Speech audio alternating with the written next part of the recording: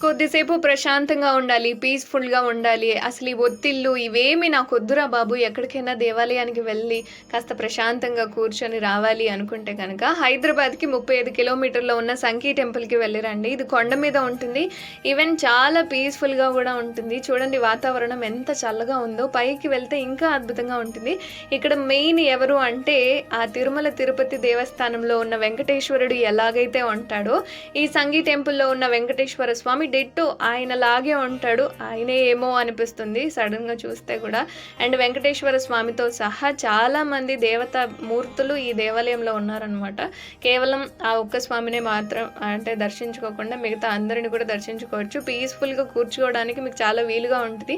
తినే పదార్థాలు ఏవైనా తీసుకెళ్లారు అంటే కోతులు కాస్త ఇబ్బంది పెడతాయి. కాస్త జాగ్రత్తగా ఉండాలి వాటితో మాత్రం. ఎక్కడైనా ఇవి సహజమే గానీ పైన మనం కొద్దిసేపు కూర్చున్నాము అంటే చూడండి ఎంత విశాలంగా ఉందో ప్రదేశం.